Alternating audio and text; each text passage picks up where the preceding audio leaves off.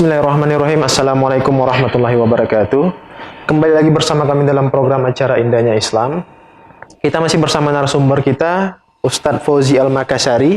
Masya Allah, luar biasa tadi sedikit ilmu yang diberikan kepada kita. Ini sudah sangat memberikan pencerahan tentang konteks Islam dalam melihat fenomena sihir nih, para pemirsa RJTV. Mungkin Ustadz bisa memberikan kesimpulan Ustadz, sekaligus pertanyaan terakhir nih Ustadz, mengenai cara terhindar dari sihir itu apa sih Ustadz? Iya. Baik. Alhamdulillah, wassalatu wassalamu ala rasulillah. Jadi para pemirsa RJTV dimanapun Anda berada, bahwasanya sihir ini perkara nyata. Ya. Meski dia juga gaib secara ilmunya, ya. Namun efeknya nyata, ya, dan itu ada kita temukan di tengah-tengah masyarakat.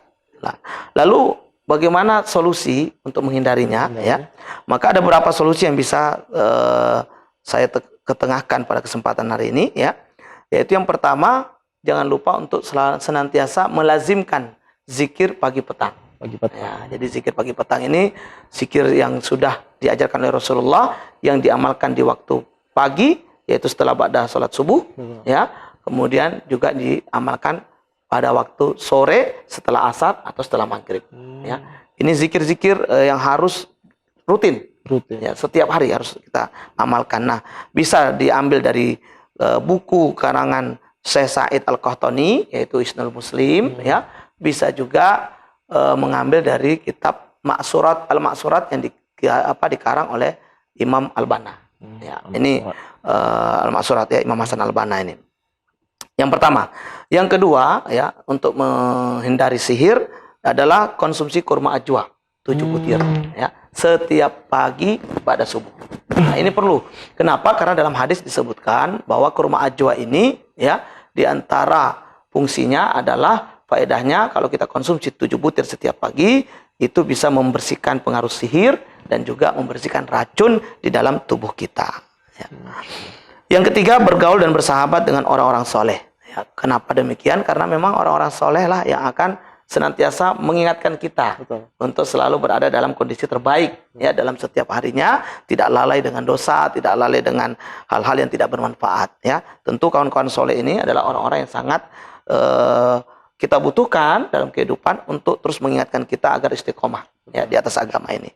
Yang berikutnya, jauhi makanan atau minuman yang disuguhkan orang yang tidak dikenal, ya. Jadi misalnya ada orang tiba-tiba memberi makan, ya, memberi minum, tapi kita nggak kenal dan kita nggak pernah memesan, ya, kita nggak pernah minta, ya, untuk dibelikan. Maka ini sebisa mungkin hindari, ya, hindari. Bagaimana caranya? Ya, bisa dengan kita menerima pemberian itu lalu kita buang, tidak kita konsumsi, tentu jangan tidak kita buang di depan dia, atau kita tolak dengan cara yang halus, ya, dengan santun, ya, mohon maaf saya sudah kenyang dan sebagainya, ya. Kenapa? Tidak sedikit, ya, sihir itu dilakukan dengan media makanan dan minuman, ya. Saya punya kawan dulu, Abang Leting, ketika beliau selesai dari mondok dan akan balik ke kampung, ya, beliau terkena sihir melalui air minum. Ya, begitu setelah dia minum, ya, dia kemudian tidak sadar. Ya, ini. Nah, ini contoh dan banyak kasus, ya, sihir-sihir yang medianya adalah makanan dan minuman. Kemudian yang berikutnya, jangan suka memperlihatkan sesuatu yang berharga kepada orang lain sehingga akan menimbulkan hasad. Ya, jadi misalnya kita punya apa yang itu terlihat menarik, mewah gitu, ya. Itu jangan terlalu banyak diperlihatkan secara luas, ya. Jangan dipertontonkan di sosial media.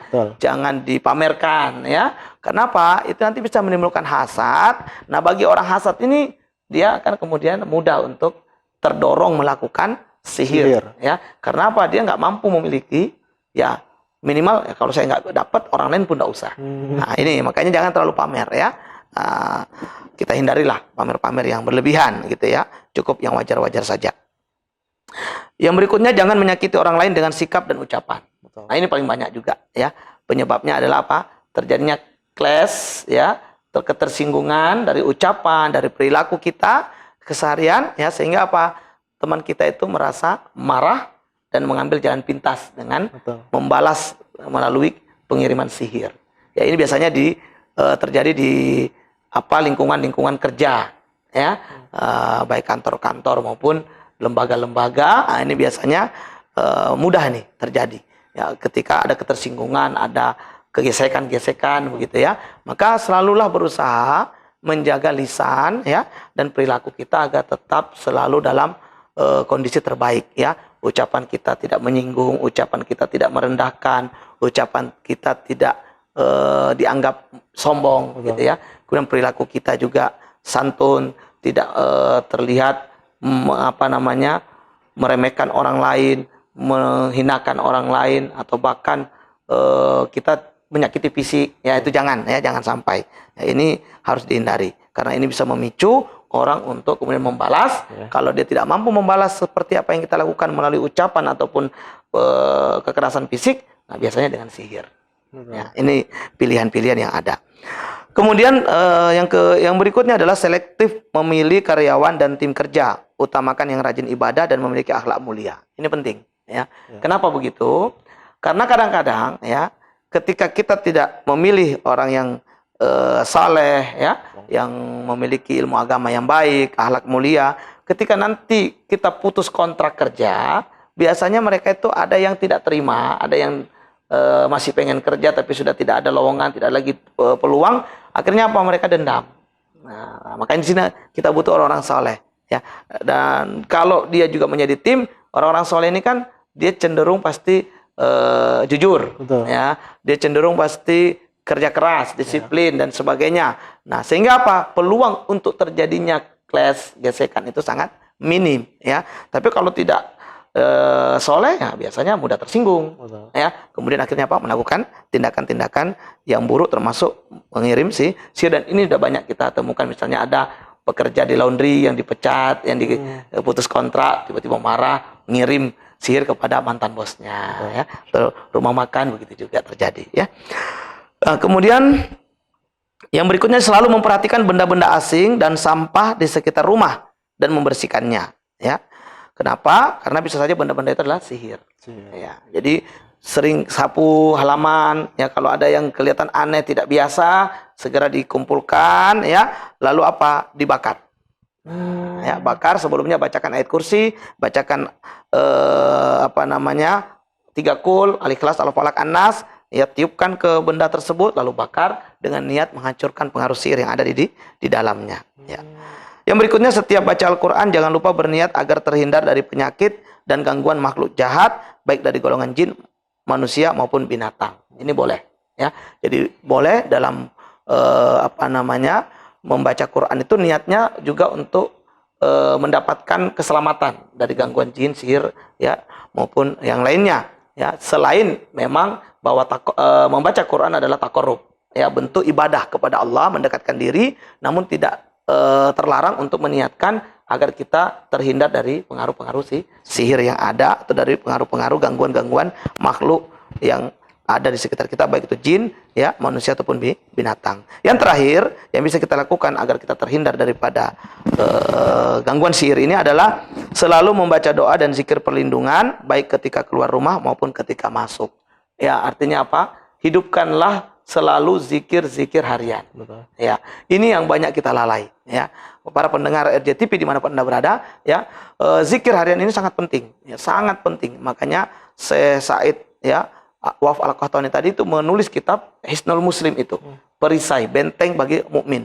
Dari apa? Ya, dari mara bahaya, dari halal buruk. Ya. Betul. Isinya apa ternyata kalau kita kaji, kita baca itu dari awal sampai akhir isinya adalah doa-doa, ya, perlindungan maupun zikir-zikir dari bangun tidur hingga tidur lagi. Betul. Ya, nah ini adalah cara terbaik untuk melindungi diri kita, membentengi diri kita dari keburukan-keburukan, baik itu keburukan sihir, baik itu keburukan gangguan jin maupun gangguan-gangguan lainnya. Nah, mudah-mudahan dengan 10 amalan ini bisa membantu kita untuk terbebas dari sihir yang sampai detik ini masih banyak terjadi.